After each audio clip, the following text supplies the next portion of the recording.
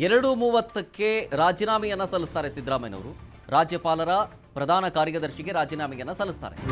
CM ಸ್ಥಾನಕ್ಕೆ ಸಿದ್ದರಾಮಯ್ಯನವರು resign ಮಾಡೋ ಹಿನ್ನೆಲೆ 3 ಗಂಟೆಗೆ ಲೋಕಭವನಕ್ಕೆ ಬರೋ ಸಾಧ್ಯತೆ ಇದೆ. 2:30ರಿಂದ 3 ಗಂಟೆ. ಹಾಗಾಗಿ ರಾಜಭವನದಲ್ಲಿ ಬಿಗಿ ಪೊಲೀಸ್ ಬಂದೋಬಸ್ತನ್ನು ನಿಯೋಜನೆ ಮಾಡಲಾಗಿದೆ. ಲೋಕಭವನದ ಎದುರು ಬ್ಯಾರಿಕೇಡ್ ಹಾಕಿ ಹೆಚ್ಚಿನ ಭದ್ರತೆಯನ್ನ ಕೈಗೊಳ್ಳಲಾಗಿದೆ. ಸಿದ್ದರಾಮಯ್ಯ ಬೆಂಬಲಿಗರು ಲೋಕಭವನಕ್ಕೆ ಮುತ್ತಿಗೆ ಹಾಕುವ ಸಾಧ್ಯತೆ ಇರೋದ್ರಿಂದ ಟೈಟ್ ಸೆಕ್ಯೂರಿಟಿ. ಮುಂಚಿತವಾಗಿಯೇ ಲೋಕಭವನಕ್ಕೆ ಹೆಚ್ಚಿನ ಭದ್ರತೆ ಕೊಟ್ಟಿದ್ದಾರೆ.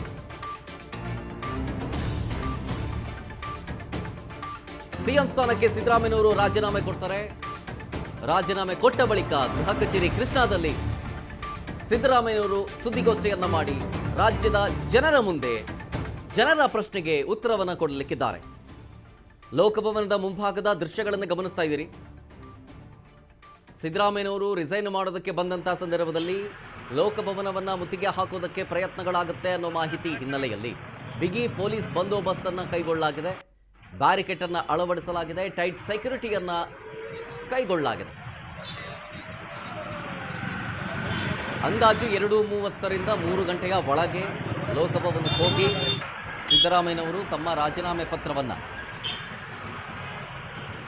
ಸಲ್ಲಿಕೆ ಮಾಡಲಿಕ್ಕಿದ್ದಾರೆ ರಾಜ್ಯಪಾಲರ ಪ್ರಧಾನ ಕಾರ್ಯದರ್ಶಿಯವರಿಗೆ. ಮೋಸ್ಟ್ ಪ್ರಾಬಬ್ಲಿ ರಾಜ್ಯಪಾಲರು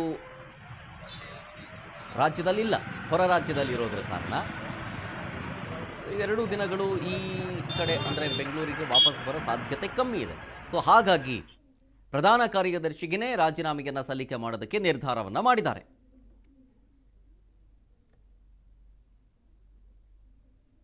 ಮುಂದಿನ ಸಿಎಂ ಬಗ್ಗೆ, ರಾಜೀನಾಮೆಯ ಬೆಳವಣಿಗೆಗಳ ಬಗ್ಗೆ, ತಮ್ಮ ಆಡಳಿತದ ಬಗ್ಗೆ,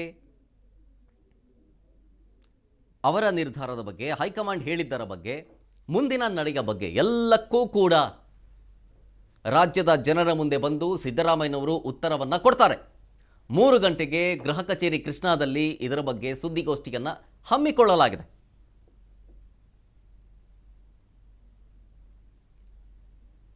ನೋಡಿ, ಬ್ರೇಕ್ಫಾಸ್ಟ್ ಮೀಟಿಂಗ್ ಅನ್ನೋದು ಯಾವೆಲ್ಲ ರೀತಿಯಾಗಿ ಟರ್ನ್ಗಳನ್ನ ಪಡ್ಕೊಳ್ಳುತ್ತೆ ಅಂತ.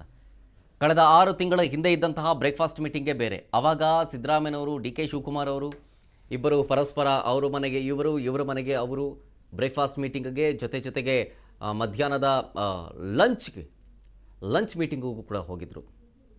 ಹೋದಂಥ ಸಂದರ್ಭದಲ್ಲಿ ಯಾವಾಗ ರಾಜ್ಯದಲ್ಲಿ ಬಹಳ ದೊಡ್ಡ ಮಟ್ಟದಲ್ಲಿ ಕುರ್ಚಿಯ ಜಟಾಪಟಿ ಬಗ್ಗೆ ಚರ್ಚೆ ಆಗಿತ್ತು, ಆ ಸಂದರ್ಭದಲ್ಲಿ ನಾವೇ ಸೃಷ್ಟಿ ಮಾಡ್ತಿರೋದು ಅಂತ, ಅಂದರೆ ಮಾಧ್ಯಮಗಳೇ ಸೃಷ್ಟಿ ಮಾಡ್ತಿರುವಂಥ ಮಾತುಗಳಿದು, ಇದ್ಯಾವುದೂ ಪಕ್ಷದಲ್ಲಿ ಇಲ್ಲ ಅಂತ ಹೇಳ್ಕೊಂಡು ಬರ್ತಾಯಿದ್ರು. ಈಗ ರಾಜ್ಯದ ಜನತೆಗೆ ಕೊಟ್ಟಂಥ ಸುದ್ದಿ, ಅದರ ನೈಜತೆ, ಈ ಹಿಂದೆ ನಡೆದಿದ್ದು, ಮುಂದೆ ಆಗೋದು, ಮಾಧ್ಯಮಗಳಿಗೆ ತಿಳಿದಿದ್ದು, ನೀವೆಲ್ಲ ನೋಡಿದ್ದು, ಯಾವುದು ಸತ್ಯ ಯಾವುದು ಸುಳ್ಳು ಅಂಥೇಳಿ ಈಗ ಜನರಿಗೆ ಅರಿವಾಗಿದೆ. ಡಿ ಕೆ ಶಿವಕುಮಾರ್ ಅವರು ಇಂಡೈರೆಕ್ಟ್ಲಿ ಹೇಳ್ತಾ ಇದ್ದದ್ದು, ಸಿದ್ದರಾಮಯ್ಯನವರು ಇದ್ರ ಬಗ್ಗೆ ಮಾತಾಡ್ತಾ ಇರಲಿಲ್ಲ ಬಿಡಿ. ಬಟ್ ಸಿದ್ದರಾಮಯ್ಯನವರ ಆಪ್ತರು, ಯತೀಂದ್ರ ಸಿದ್ದರಾಮಯ್ಯನವರಿಂದ ಹಿಡಿದು ಅವರ ಆಪ್ತ ಬಣದಲ್ಲೆಲ್ಲವೂ ಕೂಡ ಸಿದ್ದರಾಮಯ್ಯನವರೇ ಕಂಟಿನ್ಯೂ ಮಾಡ್ತಾರೆ, ಸಿದ್ದರಾಮಯ್ಯನವರೇ 5 ವರ್ಷ ಮುಖ್ಯಮಂತ್ರಿ ಆಗಿ ಉಳಿತಾರೆ, ಯಾವ ಬದಲಾವಣೆಯೂ ಇಲ್ಲ, ಸಿಎಂ ಕುರ್ಚಿ ಖಾಲಿ ಇಲ್ಲ, ಈ ರೀತಿಯಾದಂಥ ಸ್ಟೇಟ್ಮೆಂಟ್ ಕೊಡ್ತಾ ಇದ್ದಂತೆ ಡಿ ಕೆ ಶಿವಕುಮಾರ್ ಅವರ ಬೆಂಬಲಿಗರು ಆಕ್ಟಿವ್ ಆಗಿಬಿಡ್ತಿದ್ರು. ಕೊಟ್ಟ ಮಾತಿನಂತೆ ನಡ್ಕೊಳ್ತಾರೆ. ಬರಲಿ, ಟೈಮ್ ಬರುತ್ತೆ, ಒಳ್ಳೆ ಕಾಲ ಬರುತ್ತೆ, ಪ್ರಯತ್ನ ಪ್ರಾರ್ಥನೆ ಯಾವುದೂ ವಿಫಲವಾಗೋದಿಲ್ಲ, ಶುಭಗಳಿಗೆ ಬಂದೇ ಬರುತ್ತೆ, ಮಾಡಿರುವ ಕೆಲಸಕ್ಕೆ ಪಕ್ಷವನ್ನು ಅಧಿಕಾರಕ್ಕೆ ತರೋದಕ್ಕೆ ಮಾಡಿದಂಥ ಶ್ರಮಕ್ಕೆ ಕೂಲಿ ಸಿಕ್ಕೇ ಸಿಗುತ್ತೆ, ಶುಭಗಳಿಗೆ ಬಂದೇ ಬರುತ್ತೆ ಅನ್ನೋ ಕಾನ್ಫಿಡೆನ್ಸ್ನಲ್ಲೇ ಡಿ ಕೆ ಶಿವಕುಮಾರ್ ಅವರ ಮಾತುಗಳಿತ್ತು. ಜೊತೆಗೆ ಅವರ ಬೆಂಬಲಿಗರ ಮಾತು ಕೂಡ ಆಗಿತ್ತು. ಹೋದಲ್ಲಿ ಬಂದಲ್ಲಿ ಡಿ ಕೆ ಶಿವಕುಮಾರ್ ಅವರು ಮುಖ್ಯಮಂತ್ರಿ ಆಗ್ತಾರೆ ಅನ್ನೋ ಮಾತುಗಳೂ ಕೂಡ ಜೋರಾಯಿತು. ಸಿದ್ದರಾಮಯ್ಯನವರ ಬಣದ ಮಾತು, ಅದಕ್ಕೆ ಟ್ರಿಗರ್ ಆಗಿ ಡಿ ಕೆ ಶಿವಕುಮಾರ್ ಅವರು ಬೆಂಬಲಿಗರ ರಿಯಾಕ್ಷನ್, ಇದೆಲ್ಲವೂ ಕೂಡ ಯಾವ ರೀತಿಯಾಗಿ ಆಗೋಯ್ತು ಅಂತಂತಂದರೆ ಆಡಳಿತದ ಮೇಲೆ ಎಫೆಕ್ಟ್ ಬೀಳೋ ಥರ ಆಗಿತ್ತು. ಯಾವ ರೀತಿ ಅಂದರೆ, ಈ ಮೊನ್ನೆ ಅಷ್ಟೇ ಸಚಿವರುಗಳ ಮಾತನ್ನು ಅಧಿಕಾರಿಗಳು ಕೇಳ್ತಾ ಇಲ್ಲ ಅನ್ನೋ ಸುದ್ದಿ ಇತ್ತಲ್ಲ, ಇದಕ್ಕೇನೆ ಈ ಜಟಾಪಟಿಯಿಂದಲೇ ಸಚಿವರು ಅವರ ಮಾತುಗಳನ್ನು ಕೇಳ್ತಾ ಇರಲಿಲ್ಲ. ಅದು ಸಚಿವರಾಗಿ ಅವರಿಗೆ ಒಂದು ರೀತಿಯಾಗಿ, ಏನಪ್ಪ ಒಬ್ಬ ಸಚಿವನಾಗಿ ಹೇಳ್ತಾ ಇದ್ದೀನಿ, ನನ್ನ ಇಲಾಖೆಯ ಅಧಿಕಾರಿಗಳೇ ನನ್ನ ಮಾತು ಕೇಳ್ತಿಲ್ವಲ್ಲ ಅನ್ನೋ ರೀತಿಯಾಗಿ ಸಿಚುವೇಶನ್ ನಿರ್ಮಾಣ ಆಗಿತ್ತು.